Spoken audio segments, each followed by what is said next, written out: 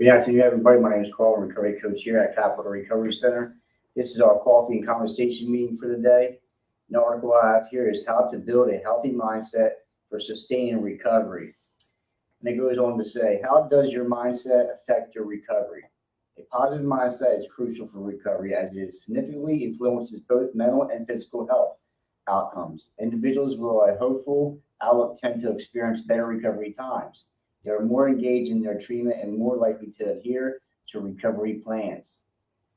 Conversely, mental health issues like anxiety and depression can extend recovery durations and complicate pain management. Optimism fosters engagement, leading to proactive coping strategies. For instance, individuals with a growth mindset view setbacks as a learning opportunity, enhancing their resilience against challenges. This perspective enables them to break down obstacles into manageable parts, facilitating progress. So, how does your mindset affect your recovery? And I think that's a big, huge thing. That do we have a negative mindset or a positive mindset, right? And I know for me, when I was in active addiction, my life consists of being negative. I was stuck in the negative qualities about myself and the way I thought about myself. And all around in the world, I was just viewing others and the world around me negativity. And that didn't get me anywhere. And sometimes today in recovery, we can be negative, right? And how do we change our mindset to the positive? And I was taught in recovery, like I can view what we call setbacks, failures, or challenges and stuff like that as learning opportunities, right? We don't stay stuck in the guilt, the shame, or the frustration, or being sad or upset. And we get there, right? But we can move forward from that. We don't have to stay stuck in that. And that's what I did. I stayed stuck in my emotions and feelings, and I was stuck in all the guilt, the shame, and the negativity that was going on. And it just drove me deeper and deeper in active addiction. I can look at challenges and things and obstacles in recovery as challenges to just get better, right? I don't look at it as I'm a failure, or I can't grow or change from this. I changed my mindset. It says strategies to promote well-being during recovery. A few strategies to promote mental health well-being during recovery include building a support network. This is engaging with family, friends, and peer groups reduces feelings of isolations. I agree 100%. Practicing mindfulness techniques like meditation help maintain focus on managed stress. Setting realistic goals, achieving small milestones, foster motivation and self-belief, reinforcing the recovery journey. Positive self-talk, replacing negative thoughts with affirming statements can improve mindset. Overall, cultivating a positive mindset not only aids in navigating the recovery journey, but also enhances the quality of life as individuals reconnect with personal values and purpose. And I think I touched on a little bit earlier about, the negativity and the mindset I had about myself. And that was, I think that was one of the key factors of me holding myself back, getting clean and further in my life into recovery is the mindset I had about myself, right? And I would tell myself so many negative things, so many bad things about myself, and it kept me from moving forward. And until first and foremost, stop using drugs and alcohol. I had to be cleared of all substance. I had to, because when I'm under the influence, I'm physically and mentally dependent on drugs and alcohol. My mind is not clear. So I had to stop using first. And one of the ways I did that is got the proper treatment that I needed. I went to treatment, I went to detox, and I went to inpatient, and then we can go to long term. So there's many pathways of treatment options, right? So first and foremost, I had to follow that path to stop using drugs and alcohol. But then I had to continue to change my mindset, my perception, the way I thought about myself and others, Our mind is a powerful thing, you know, even in recovery. So like I stopped using drugs and alcohol for that's coming up on 7 years, right? So my mindset can get wonky. It still can be stuck in that negative sometimes, right? But I have a program, I have people, places, and things that I built in recovery, right? New people, places, and things that can help me navigate through this negative mindset that I had, and can continue to pop up through the process of my recovery. But I have people that can hold me reliable and accountable, right? People that will help me and guide me and get me back on track when I do veer off a little bit in the way I think. We don't get perfect; we just get better here. And I have people and a support network and family and friends and coworkers, and I have healthy relationships today to help me and guide me when I need them. It says, what lifestyle changes support addiction recovery? Lifestyle changes that support addiction recovery are essential for fostering a healthy and sustainable lifestyle. Some key changes include support networks and professional help. Very important.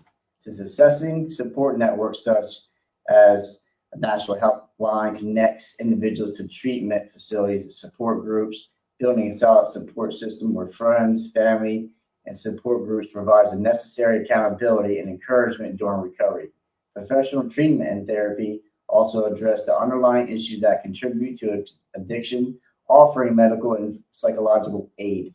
Yep, so that's some of the things I've done when I got into recovery. I built a solid foundation and I have a solid support system. I do choose to go to a 12-step fellowship, and I have built my network of people there, my family and friends with healthy relationships. And some of the ones that were lost are now amended, right? That's another part of the recovery process. So I have people in my life that will help me and will guide me, and will tell me the truth when I need to hear it, and well, I hope anytime I need to hear it, right? So it's like people that really love and care about me and want my best interest, right? And that's the people I rely and count on, and vice versa. I'm there for them. Um, and sometimes it talks about professional help, therapy and counseling. It's needed. I had to go through some therapy. I had to go through grief counseling. I had to really dive deep this last time, you know, because if not, I was going to continue to use drugs and alcohol and continue to stay in this negative mindset. And I was just treading water. I was not getting anywhere, so just getting worse. And I need to do things for my recovery that I've never done before, and that pathway can vary from person to person, right? I always tell one thing doesn't fit everybody, right? So we have to find your path and what works for you. And it's important. If I want to stay, on this path of sustained recovery and on this journey of sobriety, I need to do a lot of things and a lot of things for myself and others, because I know the longer I stay here, it's not always about me and what I want. It's about giving back and helping others, and which is a beautiful thing. It says balanced diet and exercise. Maintaining a balanced diet and regular physical exercise is crucial. Proper nutrients reduces cravings and helps repair physical health damage by substance use. Exercise not only provides a positive outlet, but also releases endorphins that improve mood. Engaging in physical activities can enhance emotional well-being and foster a healthier self-image. And diet and exercise definitely helps you with your recovery, right? But also we want to be healthy. I want to live life long as I can, and that's something I struggle with to this day. Getting regular exercise and getting on a diet. Like I get on track, for a couple weeks, then I slowly get off track, right? So it's like uh, I have to, really like my recovery. When I committed to my recovery and stay here and do work, I have to do that with my diet and the exercise, but it's tough. I'm not perfect. I can always get on back on track. But I know when I exercise and have a good diet, I start to feel better, right? When I physically feel better, I mentally feel better, right? So it plays definitely a big part in the recovery process in our health. I want to take care of myself today, right? As before, I didn't. It says consistent routines and healthy relationships. Establishing consistent routines and managing stress and improving emotional health, regular practices like meditation or yoga promote relaxation and mindfulness. Additionally, developing healthy relationships encourages support surroundings. Surrounding oneself with positive influences promotes resilience and reinforces commitment to recovery goals. Finding new hobbies or volunteering activities builds a sense of purpose beyond addiction. Overall, these lifestyle changes can significantly enhance recovery outcomes, providing individuals with the tools needed to maintain long-term sobriety.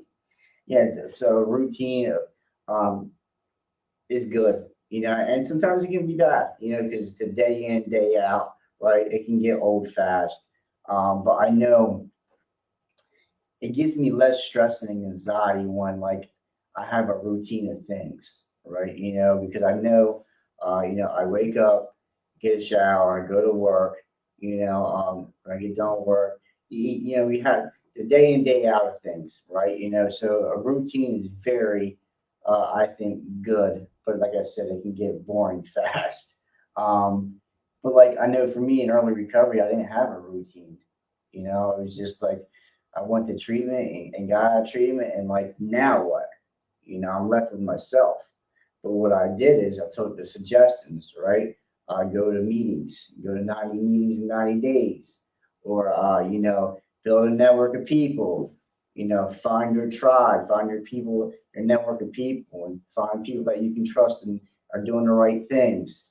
So I start to build relationships in recovery, and that's where my life changed because they showed me, right? They told me and showed me and guided me how they are living and showed me how to live life without the use of drugs and alcohol, right? And start to build healthy relationships. Um, and that's a beautiful thing, building, amending some old relationships, but building new relationships in recovery. Because I know people, places, and things, is a big part of my story, right? So I had to change people, places, and things, and have new people, places, and things. I don't do or hang around or do the same things I used to do in active addiction. I don't do that today in recovery. I try to move forward, not go backwards. It says the benefits of positive thinking. Maintaining a positive mindset is addiction recovery. Positive thinking helps reduce stress and anxiety, promoting better mental health and a healthier self-image. Individuals who practice gratitude and self-affirmation find it easier to cope with challenges and setbacks. This mindset enhances motivation, enabling individuals to view past mistakes as chances for learning instead of failures, ultimately supporting their commitment to recovery goals.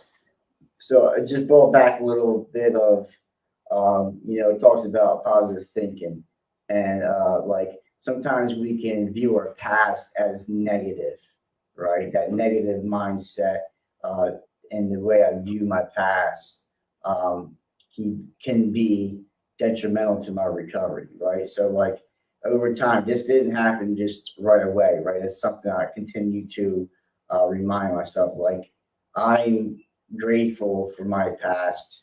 I might not like some of the things that I've done, right, or some of the things I've been through, but like that's where the principles have to come in, where I can accept uh, what I've done, right, and now I can make an amends, for it. Some I can't, right, say I'm sorry, right, or and I would still repeat the same mistake, right? So like saying I'm sorry and not repeating the same mistake. And like really some relationships and some things you can't really amend, right? And it's just about me moving forward and doing the right thing for the right reason and helping others. That's one of the ways I can, uh, you know, amend some things. But yeah, my past, it was not pretty, right? So, but I can use it as positive, right? I can let somebody else know that this is what I've done, right? This is what I've been through, and a lot of people can relate, right, and say me too, right, and they feel like they're not alone, right? And that's what helped me in my recovery, right? You know, people that's been through and done the same things I've done, right? It felt me like a weight off, lift off my shoulders, right? I felt another sense of freedom, um, and that would make me stick around, and that's what made me stay. And I look at like if it wasn't for my past, I wouldn't be where I'm at today, right? I've done what I've done. I've been through what I've been through, right? But that's not today, right? I can make a better future for myself. I am not that person, right? Yes, I have done those things, but it doesn't define who I am today, right? And and I'm okay with that. Like I'm okay with being okay and who I am, right? And it takes uh, a lot of patience, a lot of tolerance, a lot of love, a lot of understanding. It takes a lot of principles to stay here and continue to stay here and continue to love yourself and accept what you've done. It takes time. It doesn't happen overnight, but like you got to give yourself a break. You got to give yourself a chance, and that's something I never did. Says approaches to developing resilience. Building resilience during recovery involves several key approaches. It says cultivating self-compassion. Embrace self-kindness to recognize mistakes as part of the journey rather than as failures. Yeah, we're not perfect. We all make mistakes. We all have setbacks. It's not about failing, right? It's about like um, not giving up, and like we all make mistakes, we all have setbacks, and we're not perfect. We're human first and foremost, right? And it's about keep pressing, keep going no matter what.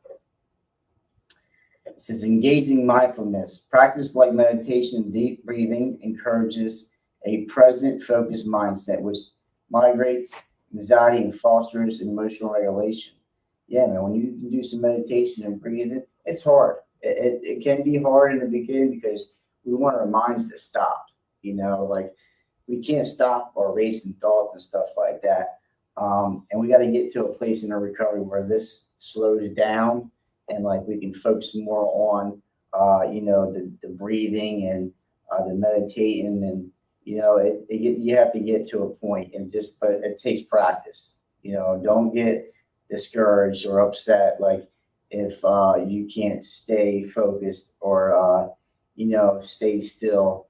But when you get to a point of relaxing yourself and like you really focusing more on your breathing than your thoughts, it can be soothing, it can be calming. It says fostering a supportive network, surrounding oneself with positive, supportive individuals can reinforce resilience, providing encouragement and accountability. Yeah, I try to surround myself with more positive people than the negative. Like I really don't want to be, just to be honest, like, around negativity. That stuff can roll off on you, and then you come in with a good mood and you're upbeat and stuff like that. Listen, I can be negative sometimes. I can say some things and like, a fiance or something like, man, I don't want to talk to you. I don't want to be around you right now. You know what I mean? But like, that stuff can start to rub off on you. Like, we can have a conversation and we're all having a good day and somebody's just negative, and then like your mood changes, right? It just completely changes into something that can change your course of your day. So I try to surround myself with positive people that are doing the right thing for the right reasons and are willing to encourage me and hold me accountable and like guide me and help me through my recovery process. It says reframing setbacks as opportunities. In the recovery process, setbacks can be as opportunities for growth. Individuals can learn to identify triggers and develop strategies to avoid similar challenges in the future. This perspective shift enables a healthier response to adversity, laying a foundation for continuous learning, personal development throughout one's recovery journey. Yes, we think these setbacks, or we think they're like, we talked a little about failures and stuff like that, but we don't have to stay stuck in the setbacks. We take it as opportunities to change and grow. We don't let things and setbacks hold us down and not to, move forward. We can, something can happen, something negative can happen, or I did something wrong, or whatever the case may be, and we're just giving up. I can't be in that mindset of just giving up or looking at it as a failure, not trying again. We just take it as an opportunity to change and grow and just find another way to do it. That's all. This is understanding growth mindset. A growth mindset is the belief that abilities and intelligence can be developed with effort, learning, and persistence. This perspective is crucial in addiction recovery, where setbacks and challenges are common. By embracing a growth mindset, individuals can view difficulties not as insurmountable failures, but an opportunity for growth and improvement. And we talked a little bit earlier about that. We look at it as, changing and growing and just improving our skills. I tell you about a little thing that I'm struggling with is I have my GED I'm working on. I have math, right? And I failed this thing a few times, and passed the science, I passed the reading, I'm past the social studies, but this math, it's just not clicking with me, right? So I'm not looking at it as I'm a failure or I'm stupid or I'm not giving up. I'm not giving up, right? I can do it. I just gotta maybe put more effort in, or I just need a different type of help. You know what I mean? So it's and this is a person that I didn't go to school. I did go to school, but I went to school under the influence. Didn't pay attention. Went to night school, right? Only reason why I was going to school is because my friends were there. I said, school was not my forte, right? So it's I want my GED, right? And I need my GED, but ultimately I want it for me, right? And I'm going to get it. I'm not. It's just a matter of when, I just matter of when and what time I'm going to get it. I'm just going to keep on chugging along, and keep on going until I get it. It says application and overcoming addiction challenges. When faced with challenges during recovery, having a growth mindset allows individuals to see setbacks as a part of the healing process. They recognize this mistake are valuable learning experiences leading to a deeper understanding of their triggers and behaviors. This approach encourages resilience and fosters motivation to maintain sobriety. Practicing self-compassion and positive thinking also helps reinforce this mindset, aiding in emotional recovery and coping mechanisms. So the application and overcoming addiction challenges. Yeah, so we come faced with a lot of challenges in life, not just in addiction, but also in recovery. Life does not just stop because we get clean and we stop using drugs and alcohol. We're faced with a lot of challenges during the recovery process. And we have to have a positive mindset. We have to, it's something that's needed to be created and we have to work on. It just doesn't happen, right? We have to change our mindset, our attitudes, our behavior, right? We have to change a lot of things about ourselves. And that's just the first part. You stop using drugs and alcohol. Now the real work, starts. And that's because we come in with some fractured personalities, so we have to put ourselves back together, and that can be different for everybody, but it must be done. We have to continue to have a better understanding of the disease of addiction and a better understanding who we are and who we're not. And we continue to do that because recovery is a lifelong process. It's a journey. It's a roller coaster. But I know I don't have to use no matter what. As before, I didn't have a choice. I was physically, mentally, spiritually dependent on drugs and alcohol. And I'm free from active addiction today. And I have a choice. I have a choice to be in the negative, or I can choose to be in the positive, and that can change day to day, right? But I have a life that it's worth living for, that I helped created, and it's a beautiful thing. I love recovery. I love being clean off of drugs and alcohol, which I never thought I would say, right?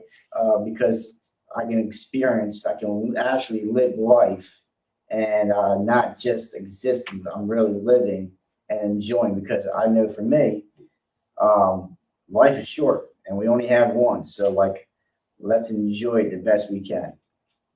So that was our coffee and conversation meeting for the day. How to build a healthy mindset for sustained recovery. My name is Carl, I'm a recovery coach here at Capital Recovery Center. See you next time.